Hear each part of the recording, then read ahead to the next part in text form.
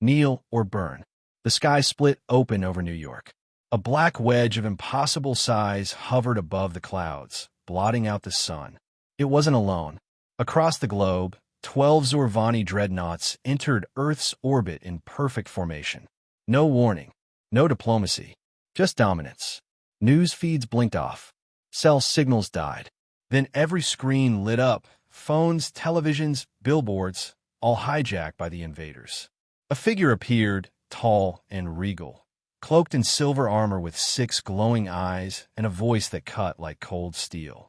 You are now subject to the eternal Zorvani Empire. Kneel, and you may serve. Resist, and your species ends today. Captain Lena Rourke stood frozen in a Brooklyn subway tunnel, watching the broadcast with dozens of stunned civilians.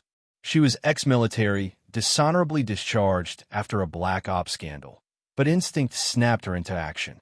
She looked around. Get underground. Stay quiet. Don't trust anything in the sky. Above, Earth's government scrambled. The United Nations attempted to establish contact. A joint envoy was launched from the International Space Coalition. It never reached orbit. The Zorvani vaporized at mid-flight. The message was clear. In Brazil, millions gathered in Rio de Janeiro's open plazas to protest or pray, no one sure which. The Zorvani answered with a planetary strike. A blast from orbit turned the city into molten glass. Footage circulated before the satellites were taken offline. That was day 1. By day 5, Earth's militaries were broken. Jets fell like flies. Naval fleets burned. Their weapons barely scratched Zorvani shielding. Earth's capitals were silenced one by one: London, Tokyo, Lagos, Delhi. And yet, the human will didn't break. In the shattered remains of New York, Rourke organized survivors. Soldiers, cops, gang leaders, engineers, anyone with a spine. They moved underground, avoiding patrols, salvaging tech, hijacking food convoys. The resistance was born not from command structures, but from rage, desperation, and memory. The Zorvani called humanity primitive, but their mistake wasn't underestimating our weapons. It was underestimating our minds. Rourke stood on a crumbling rooftop weeks later, watching a drone sweep the streets below. A teenager beside her handed her a homemade EMP grenade.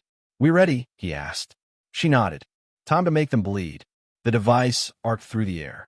The drone spark dropped and exploded. Seconds later, alarms wailed. Troopers in bone-white armor dropped from the sky. Gunfire lit up the night. But for the first time, humans weren't just running. They were fighting back.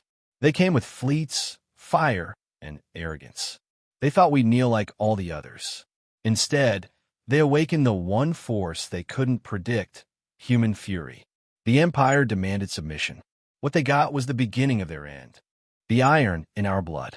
1 year after the invasion, Earth was silent from orbit, but alive underground. The Zorvani thought they had crushed humanity. Cities burned, satellites fell, and Earth's governments were scattered. What they didn't understand was that humans were never good at dying quietly. Captain Lena Rourke crouched beside a rusted water main deep beneath the ruins of Chicago. Her squad, patched-together soldiers, hackers, and street kids, waited in silence.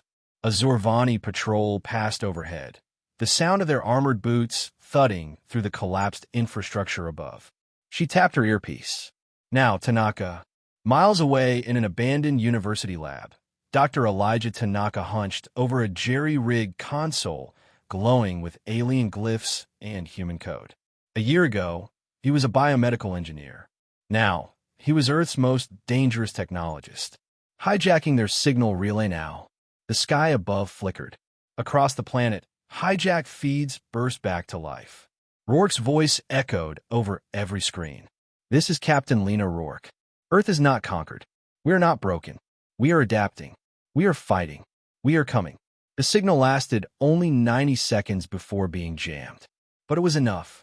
Enough to remind the enslaved that Earth still resisted. Enough to show the Zorvani they weren't fighting primitives, they were fighting humans. And humans evolve fast. Dr. Tanaka's lab had become the heart of Earth's new counteroffensive. He and a network of scavengers had begun integrating alien tech with human systems.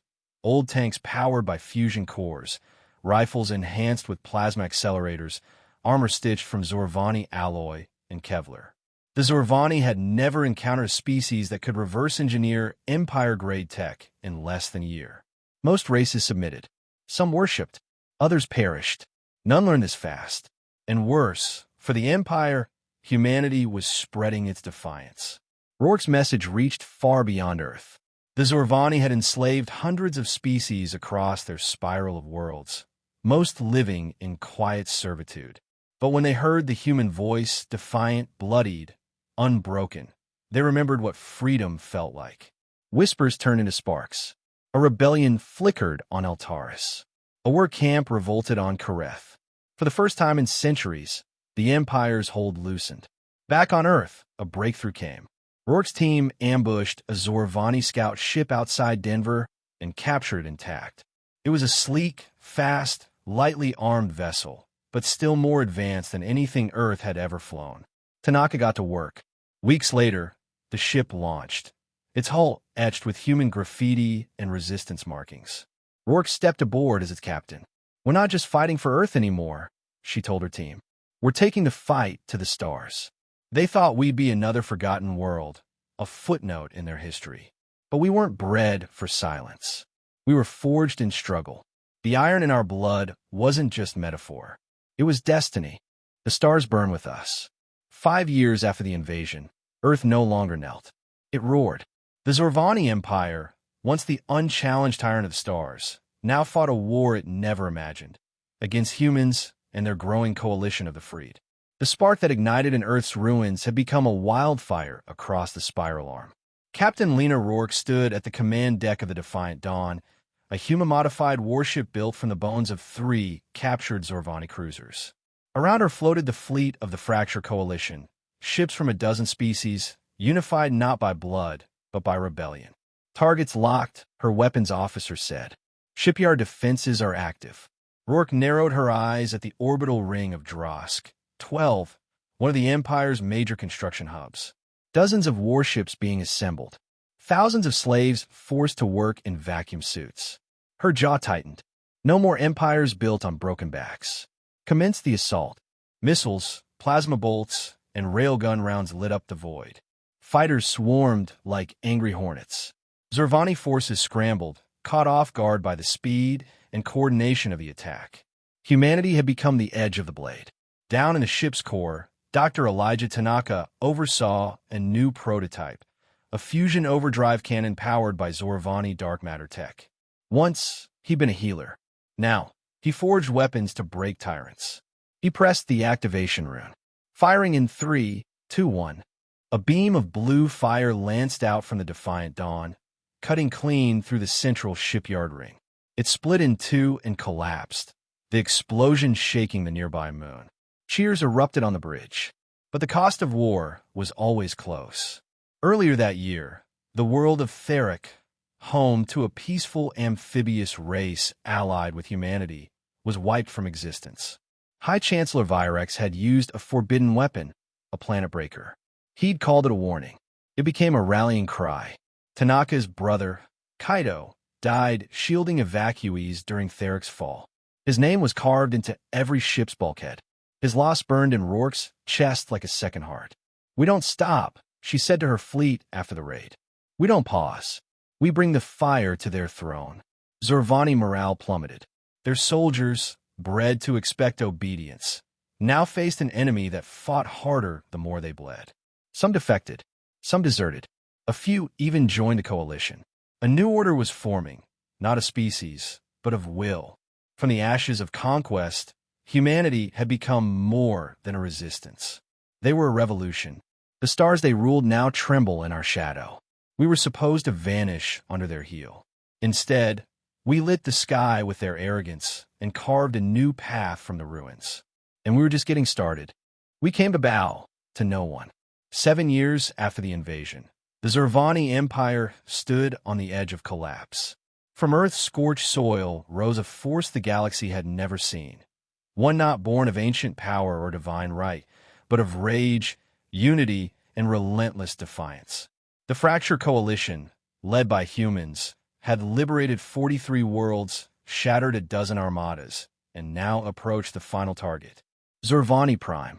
Captain Lena Rourke stood on the bridge of the Defiant Dawn, now upgraded with a fully integrated hybrid core.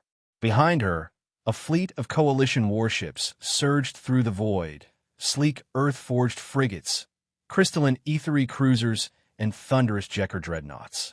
Status, she asked. Planetary shield at 12%. Their orbital grid is cracking. We have a window.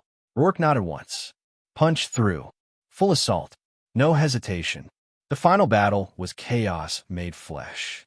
The Zorvani defense fleet threw everything they had. Swarming interceptors, gravity mines, solar flares lanced from orbital prisms. But it wasn't enough. The Defiant Dawn carved a path to the capital. Inside the throne ship Vigilance Eternal, High Chancellor Virex waited, encased in ancient ceremonial armor, flanked by guards who had never seen a real war until now.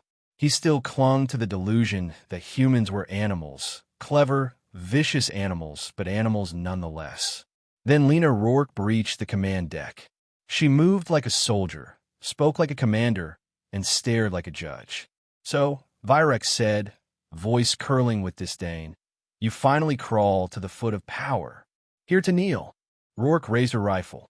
"No, I came to end you." She fired. The blast tore through Virex's chest plate, sending the High Chancellor sprawling across his golden dais. His guards didn't move. Not from fear, because they knew the Empire was already dead. Rourke stepped over his body and tapped her calm. Chancellor eliminated. Capital secured. Signal to fleet. Across the galaxy, Zorvani governors surrendered. Uprisings exploded in slave colonies. Archives were seized. Vaults were opened. Secrets were spilled. The Empire didn't just fall, it fractured into dust. 2 years later, under the silver skies of a rebuilt Earth, the first assembly of free worlds convened. Flags of countless species fluttered. Old enemies stood side by side. At the center, beneath the Coalition's new emblem, a star split by a lightning bolt, Lena Rourke spoke. "We were told to bow," she said, voice clear and unwavering. "We chose to rise. We chose to fight. And now, we choose to lead, not through fear, but through strength, through memory, through unity." Applause thundered across the lunar assembly floor. Humanity had begun as the hunted. Now they were the heart of a new galactic order. Not tyrants, but torchbearers. The Empire thought we'd be broken. Instead, we broke them. We didn't ask for this war, but we finished it. We came not to kneel. We came to conquer. And now we build.